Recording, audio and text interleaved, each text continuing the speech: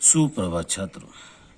ICSE साहित्य सागर कक्षा 9 के लिए आज हम सोहनलाल द्विवेदी जी द्वारा लिखित वह जन्मभूमि मेरी इस कविता का अध्ययन करने जा रहे हैं। सोहनलाल द्विवेदी जी का जन्म सन 1905 में उत्तर प्रदेश के फतेहपुर जिले के एक गांव में एक संपन्न परिवार में हुआ था। संपन्न परिवार मतलब जहां पर धन धान्य से और प्रतिष्ठा से भरा पूरा परिवार था। 1938 से 1942 तक के ये दैनिक राष्ट्रीय पत्र मतलब समाचार, न्यूज़पेपर अधिकार का लखनऊ से संपादन करते थे। मतलब वो एक न्यूज़पेपर पब्लिश करते थे। भैरवी, सेवाग्राम, जय भारत जय आदि में इनकी कविताएं संकलित है। संकलित है मतलब जमा है, उसमें लिखी थी उन्होंने। कुणाल ऐतिहासिक आधार पर लिखा गया एक प्रबंध काव्य है। वासवदत्ता और विषपान भी इनके प्रसिद्ध आख्यान काव्य है। उनकी पोएम्स है पॉपुलर। द्विवेदी जी ने बालोपयोगी कविताएं भी लिखी है। बालोपयोगी मतलब जो बच्चों के उपयोग में आने वाली चाइल्ड पोएम्स लिखी है। दूध, बताशा, बाल भारती, बांसुरी और झरना, बच्चों के बापू, शिशु भारती, हंसो और हंसाओ, चाचा नेहरू इनके बालोपयोगी काव्य रचनाएं हैं। मतलब जो बच्चों के लिए लिखे हैं, इनमें बच्चों के बापू, शिशु भारती, हंसो और हंसाओ इनका समावेश है। द्विवेदी जी के काव्य में गांधीवाद मतलब जो गांधी जी की जो विचार थे, गांधी जी की विचारधारा थी। राष्ट्रीय जागरण मतलब देश के प्रति जागरूकता निर्माण करना। स्वदेशाभिमान अपने खुद का देश, स्वदेश खुद के देश के बारे में अभिमान। भारत की गरिमापूर्ण संस्कृति, ग्राम सुधार, हरिजन उद्धार और समाज सुधार का स्वर मुखरित हुआ है। द्विवेदी जी की भाषा सरल तथा ओजपूर्ण है, सिंपल, और उसमें से आपको बोध ले सकते हैं। सन 1988 में इनका निधन हो गया था। तो आइए सोहनलाल द्विवेदी जी द्वारा लिखित ये जो कहानी है, कविता है, माफ करना, कविता है वह जन्मभूमि मेरी, इस कविता का हम अध्ययन करने जा रहे हैं। वह जन्मभूमि मेरी शीर्षक कविता में टाइटल जो बताता है, देश प्रेम की भावना का परिचय कराती है। इस कविता में भारत भूमि की प्रमुख विशेषताओं का उल्लेख किया है। जो भारत भूमि है, भारत की जो जियोग्राफिकल स्थिति है, उसके बारे में उन्होंने यहाँ पर विशेषता बताई है।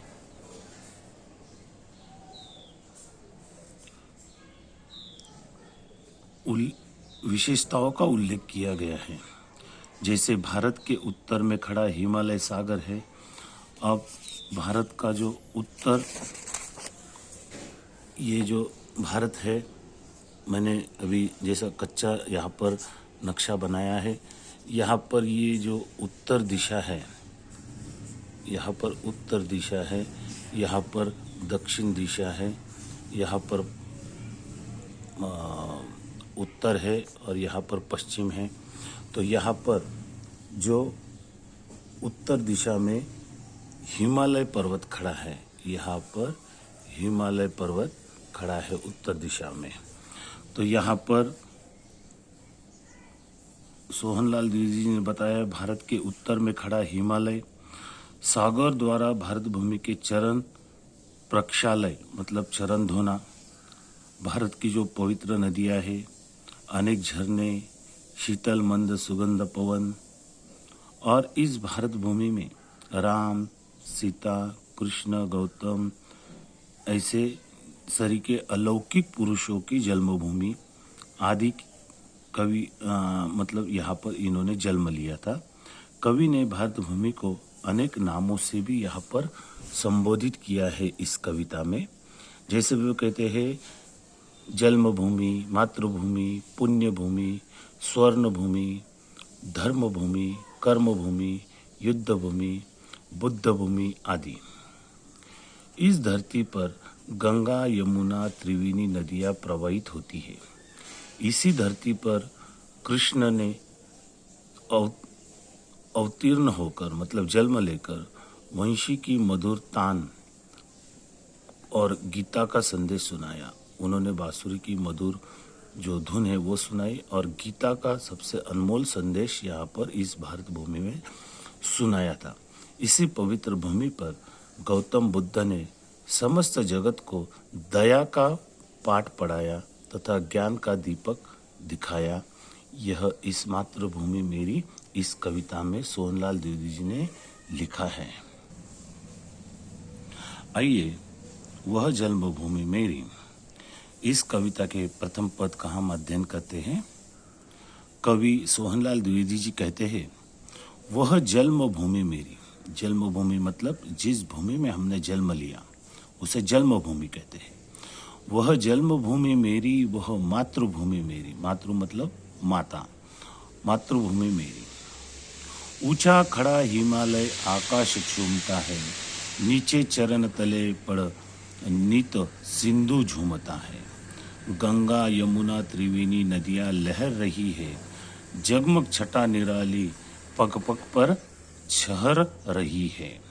अब यहाँ पर कवि क्या कहते हैं, ऊंचा खड़ा हिमालय आकाश को चूमता है। इस भारत भूमि के जो जियोग्राफिकल स्ट्रक्चर है उसमें उत्तर दिशा में यहाँ पर हिमालय पर्वत खड़ा है। कवि कहते हैं ऊंचा खड़ा हिमालय आकाश चूमता है। तो ये हिमालय कैसा है, इसकी ऊंचाई इतनी है कि वो आकाश को चूमता है। नीचे चरण तले मतलब जो दक्षिण दिशा है वहाँ पर, यहाँ पर कवि ने कहा है नीचे चरण तले पड़ नित सिंधु झूमता है। मतलब यहाँ पर दोनों तरफ से समुद्र की लहरें यहाँ पर इस भारत भूमि के चरण धो रही है। ये पानी जैसा इस किनारे पे टकराता है तो कवि कहता है ये जो समुद्र है ये भारत भूमि के चरण धो रहा है। नीचे चरण तले पड़ नित सिंधु झूमता है, गंगा, यमुना, त्रिवेणी नदियाँ लहर रही है। अब कवि कहता है भारत भूमि में तीन बड़ी बड़ी नदियाँ गंगा, यमुना, त्रिवेणी नदियाँ लहर रही है। लहर रही है मतलब बह रही है। और वो बहने की वजह से क्या होता है, ये जो गंगा, यमुना और त्रिवेणी नदियाँ लहर रही है तो यहाँ पर वो जो भारत भूमि में से जो नदियाँ बहती है तो वो उस जिस जगह से ये नदियाँ बहती है उस जगह का जो आजू बाजू का पूरा परिसर है उस परिसर को वो अपने पानी से सींचती है। वहाँ पर अच्छी तरह से खेती होती है। जगमग छटा निराली पग पग पर छहर रही है। इन नदियों के पानी से जो सिंचाई होती है उससे वह प्रदेश सुजलाम सुफलाम बन जाता है। इसलिए वो कवि कहते हैं जगमग छटा निराली पग पग पर छहर रही है। भारत भूमि हरी भरी हो जाती है। कवि आगे कहते हैं वह जन्म भूमि मेरी, वह स्वर्ण भूमि मेरी। वह जन्म भूमि मेरी, वह मातृभूमि मेरी। वह पुण्य भूमि जहाँ पर पुण्य ठूस ठूस कर भरा है, ऐसी पुण्य भूमि जो मेरी है। वह स्वर्ण भूमि मतलब जिस भूमि में से स्वर्ण निकलता है। अब स्वर्ण निकलता है क्या, नहीं, लेकिन जो फसल की उपज होती है उसके लिए उसने कवि ने कहा है कि वह स्वर्ण भूमि मेरी, वह जन्म भूमि मेरी। मैंने जिस भूमि में जन्म लिया वह जन्म भूमि मेरी, वह मातृभूमि मेरी। आइए आगे के पद में कवि सोहनलाल द्विवेदी जी क्या कहते हैं। सोहनलाल द्विवेदी जी आगे के पद में कहते हैं, झरने अनेक झरते जिसकी पहाड़ियों में। अब जहाँ पर पहाड़ियाँ है, भारत का जो भू प्रदेश है वो काफ़ी सारा पहाड़ियों से भी घिरा पड़ा है, और उन पहाड़ियों में से जब बरसात होती है तो झरने अनेक झरते जिसकी पहाड़ियों में। चिड़िया चहक रही है हो मस्त झाड़ियों में। अब कभी आपने कहीं दोपहर में सुनसान इलाके में चिड़ियों की चहचहाट सुनी होगी, तो वह एक मधुर सा ऐसा वातावरण वहाँ पर निर्माण होता है। तो यहाँ पर भी कवि कहते हैं, चिड़िया चहक रही है मस्त झाड़ियों में, अमरैया घनी है। घनी मतलब दाट, ठीक। यहाँ पर अमरैया है जो घनी है, कोयल पुकारती है। अमरैया मतलब यहाँ पर जो बहुत सारे आमों के पेड़ होते हैं, बहुत ज़्यादा मात्रा में, हजारों की मात्रा में जहाँ पर आम के पेड़ होते हैं उसे अमरैया कहते हैं। और घनी है मतलब इतनी कि जहाँ से धूप तक ज़मीन पर नहीं पड़ती, और ऐसी घनी छाँव में कोयल पुकारती है। तो वो जो दृश्य है, वो जो मनमोहक दृश्य है, उसका वर्णन किया है। बहती मलय पवन है तन मन सवारती। अब बहती मलय पवन है। अब यहाँ पर भारत में जो मलय पर्वत है, उस पर्वत की ओर से जो हवा आती है वह हमारे तन मन को संवारती है। मतलब जब ठंडी हवा हमारे शरीर को छूती है तो हमारा शरीर भी प्रफुल्लित होता है, मन भी प्रसन्न हो जाता है। तो इस दूसरे पद में जो भारत भूमि की जो ऊंचे ऊंचे पर्वत है, उसमें से बहने वाले झरने हैं, उसके बारे में यहाँ पर बताया। और जो झाड़ियाँ है उसमें जो चिड़िया चहक रही है उसका वर्णन किया है। और तीसरा वर्णन उन्होंने ये किया है कि जो अमरैया है, बहुत सारे आम के पेड़ हैं, उसमें जब दोपहर में कोयल अपनी मधुर आवाज़ निकालती है, कोयल तो वो कहते हैं कोयल पुकारती है। बहती मलय पवन है। मलय पवन मतलब मलय जो शुद्ध और प्रफुल्लित हवा है, वह हमारे तन मन को संवारती है। फिर कवि कहते हैं, वह जन्म भूमि मेरी, वह कर्म भूमि मेरी, वह धर्म भूमि मेरी, जहाँ पर अनेक धर्मों के लोग रहते हैं, वह धर्म भूमि मेरी, वह कर्म भूमि मेरी। कर्म भूमि मतलब जिस भूमि में मैं कर्म करता हूँ उसे कर्म भूमि कहा है। वह जन्म भूमि मेरी, वह मातृभूमि मेरी। वह जन्म भूमि मेरी, इस कविता की तीसरे पद में कवि ने क्या बताया है उसकी हम जानकारी लेने जा रहे हैं। अब ऊपर की दो पद में एक जो जियोग्राफिकल भारत की भूमि कैसी है, यहाँ पर कौन से मनमोहक दृश्य है उसके बारे में बताया। पहले पद में उन्होंने बताया कि जैसा ऊपर जो ऊंचा खड़ा हिमालय है वो आकाश को चूमता है, और जो नीचे की दक्षिण ओर की जो भूमि है उसमें समुद्र नित्य झूमता रहता है। उस भारत भूमि में गंगा यमुना त्रिवेणी नदियाँ लहर रही है, उस पानी से सिंचाई होती है और अधिक मात्रा में खेती वहाँ पर होती है। अब यहाँ पर तीसरे पद में उन्होंने इस भारत भूमि में कौन से महान लोगों ने जन्म लिया था, उन महान लोगों के बारे में बताया है। जल में यहाँ थे रघुपति, यहाँ पर रघुपति का अर्थ है प्रभु रामचंद्र जी। जल में जहाँ थे रघुपति, जल में यहाँ थी सीता, सीता माता ने जन्म लिया था, प्रभु रामचंद्र जी ने जन्म लिया था। श्री कृष्ण ने सुनाई वंशी पुनीत गीता, यहाँ पर श्री कृष्ण ने अर्जुन को युद्ध भूमि में जो पुनीत गीता का ज्ञान दिया था वो इसी भारत भूमि में दिया था। गौतम ने जन्म लेकर, जो महात्मा गौतम बुद्ध है, उन्होंने जन्म लेकर जिसका सुयश बढ़ाया, हमारे भारत भूमि में महान गौतम बुद्ध ने जन्म लेकर हमारे इस भारत भूमि का सुयश बढ़ाया, मतलब उसको अच्छी तरह से प्रेजेंटेशन किया था। उसका जो सुयश है, उसकी जो ख्याति है वो बढ़ाई थी। जग को दिया दिखाई, जग को दया दिखाई, दया मतलब पोलाइटनेस। जग को दया दिखाई, जग को दिया दिखाया।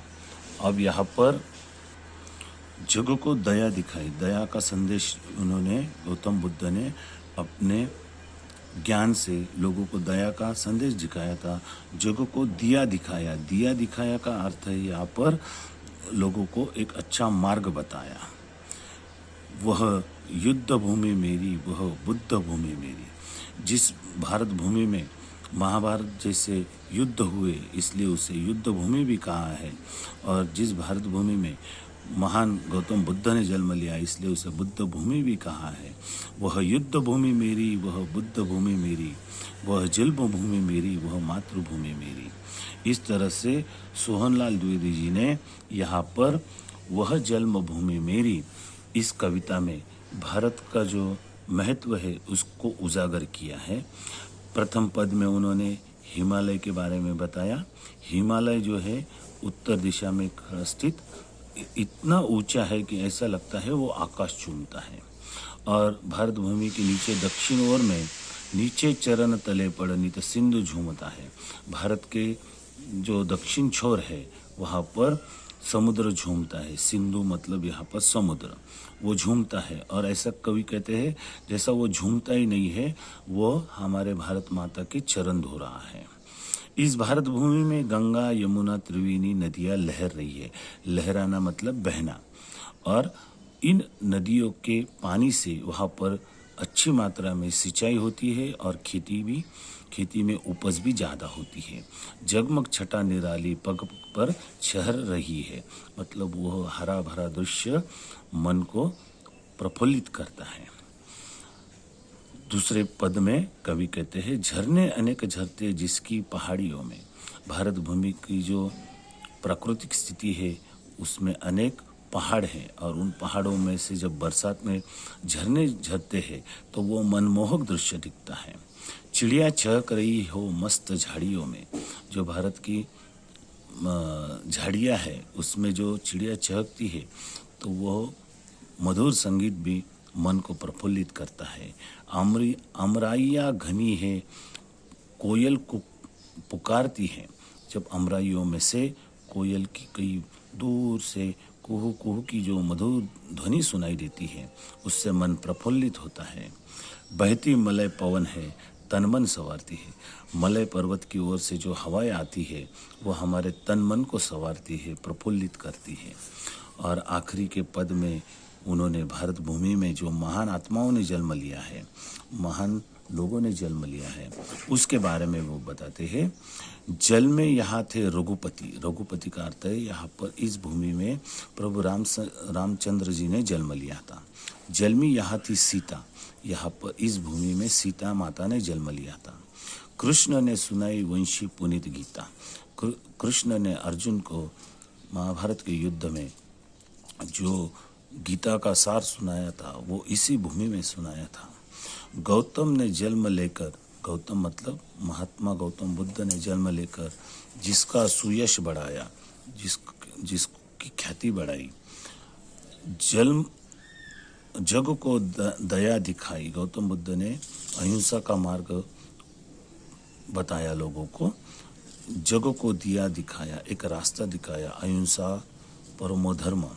तो यहाँ पर इस तरह से ये वह युद्ध भूमि मेरी, यहाँ पर युद्ध हुए, वह युद्ध भूमि मेरी, वह बुद्ध भूमि मेरी। जिस भूमि में बुद्ध ने जन्म लिया वो बुद्ध भूमि मेरी, वह जन्म भूमि मेरी, वह मातृभूमि मेरी। इस तरह से इस कविता में मातृभूमि मेरी कवि सोहनलाल द्विवेदी जी ने भारत भूमि की जो विशेषता है उसके ऊपर यहाँ पर प्रकाश डाला है। और हमें देश प्रेम की ओर झुकने के लिए वो प्रेरित करते हैं। हमें हमारे देश के ऊपर गर्व होना चाहिए कि ऐसे महान देश में हमने जन्म लिया है और हमें भी हमारे देश के प्रति कुछ करने की भावना यहाँ पर जागृत होनी चाहिए। इस उद्देश्य से कवि सोहनलाल द्विवेदी जी ने यह जन्मभूमि मेरी यह कविता लिखी है।